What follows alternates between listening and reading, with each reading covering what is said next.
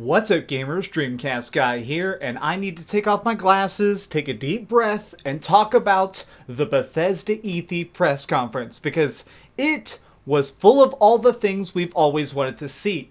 I'm going to start off with what is definitely the biggest surprise that they had been keeping under wraps, which is that they have officially been working on The Elder Scrolls 6. We are getting a follow-up to the masterpieces of Morrowind, Oblivion, and Skyrim. We're getting a new game in that universe. All we got was a tiny little teaser trailer, but it already seems like it is going to be so massively expansive that I feel like I'm about to claw out my eyes because nothing can be as beautiful as it. Now, going past that, let's talk about what the other thing that's kind of crazy is we got to get a humongous truckload of information all about Fallout 76. Starting with the fact that it does in fact take place way before all the other games. It looks like this is going to actually take place basically right after the bombs have dropped. They said that this vault is a little bit special from other vaults because in some others you just paid a ticket to get inside or you just won a lottery. In this case, the people who were inside it were hand-selected because they were so magnificent. People who had special skills were picked, placed there, and then purposely kept underground for 25 years, and now are being unleashed into the wasteland. Now here's the biggest difference though. Nothing is established yet. Nobody else has ever left their vaults, which means there aren't really cities, there aren't going to be random quest givers, I would imagine. Instead, it's all about the fun you make yourself. Now, the reason I say that is because it definitely has a much more sandboxy focus to it because it is online heavy.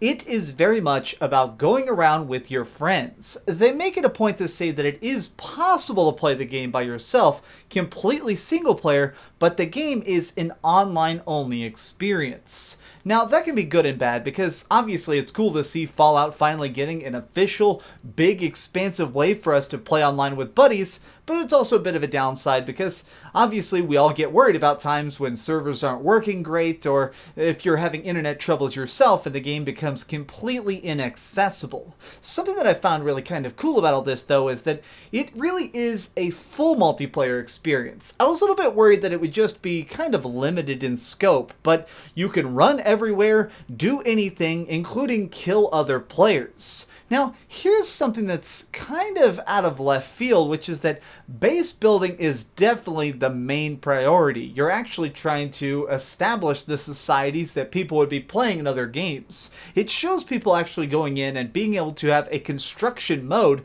throwing up structures anywhere, anytime. Now, not only that, you can compress them down into like giant suitcases, carry them to different areas, and then set it up again. So in case you start going to war with another civilization and they start being real jerkwads, fold it up, pick it up, walk away. Now, the reason that's so vital is they really kind of emphasize the point that this is an online experience, but one that doesn't have designated servers. And by what they mean by that is that it's not going to be something where you choose to play in one spot or with one set of friends. For the most part, it sounds like it's going to be more like Dark Souls with people who are sort of just drifting in and out. Drop in, drop out multiplayer, sort of in the style of the better aspects of The Division, where you're kind of cruising along and other players can organically drift into and out of your universe.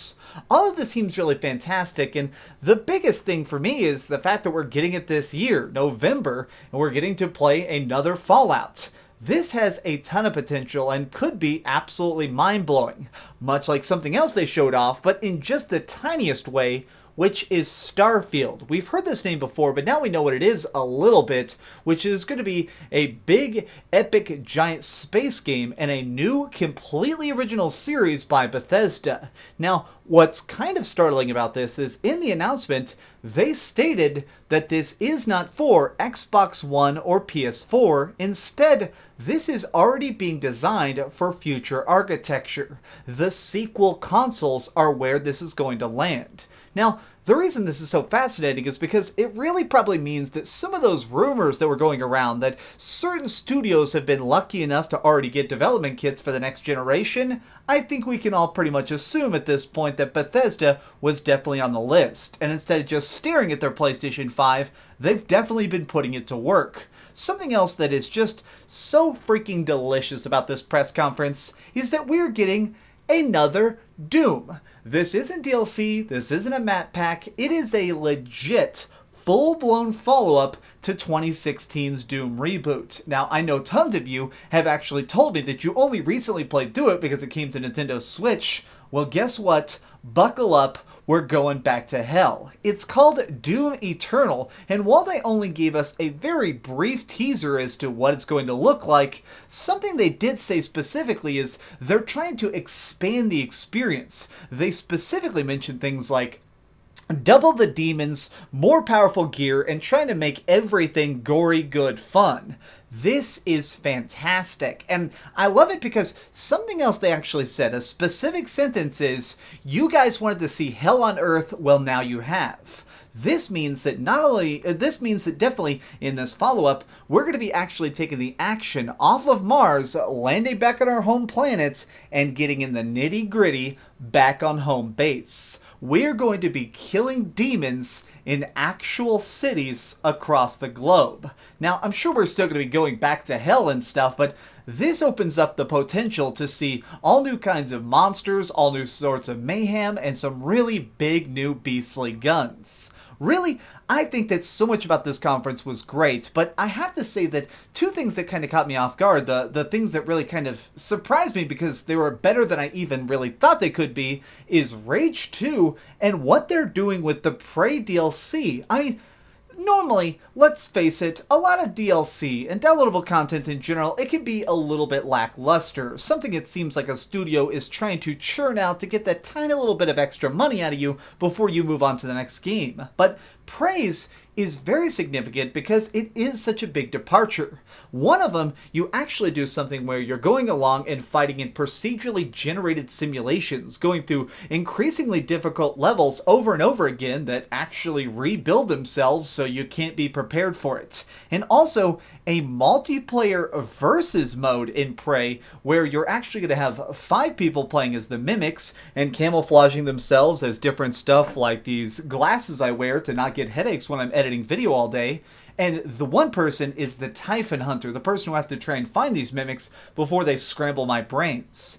That is such a smart way of handling things. But when it comes to genius, we gotta talk about the raw, nasty good fun of Rage 2. This game looks like Twisted Metal meets every other great first-person shooter that id is so famous for doing. I just want to sink my teeth into it. Something that was great about the gameplay demo they showed off is they really gave us a nice vertical slice showing off an entire mission, but I love the abilities. The fact that you can teleport around and do all sorts of stuff with special grenades. In fact, at one point, they showed somebody throw a gravity grenade that was hilarious because he throws it, we see it arc, and it lands, and it starts just very slowly magnetizing a bunch of stuff in. There's a motorcycle, there's some metal, a landmine, and one guy wearing a bunch of metal on his body gets pulled in, and as he's getting pulled in the most annoyed voice, he's like, "This sucks," and he just nukes all of them. It looks like as you go along, you're going to be unlocking more abilities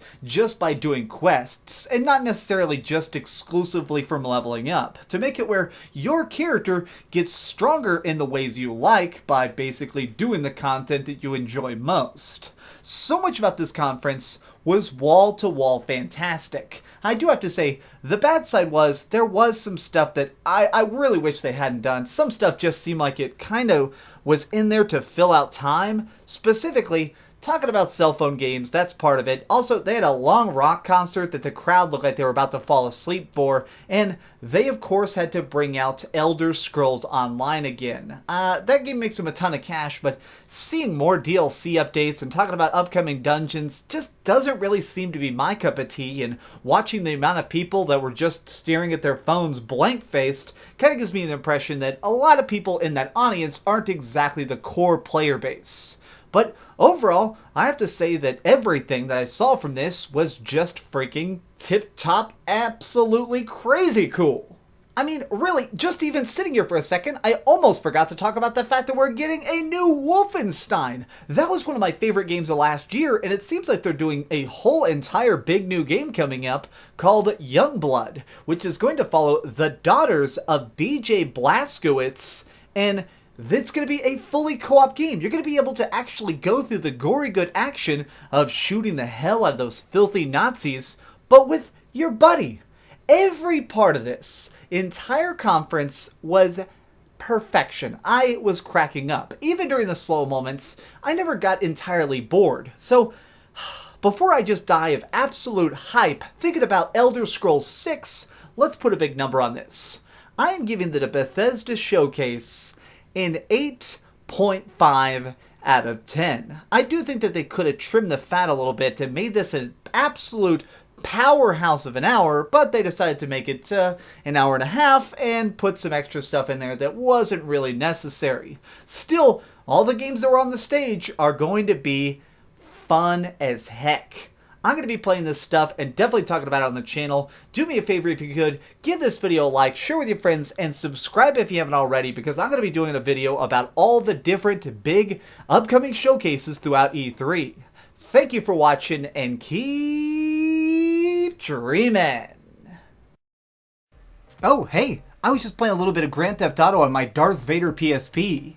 Are you curious what I'm going to come out with next? Well, if you click this button, you'll be subscribed to be the first to know. Also, if you click over here and here, you can see my latest review and my latest top 10. I promise, it was super good. Or it was really bad, and I'm sure you can just make fun of me in the comments. Either way, it'll be a lot of fun. Thanks so much for watching.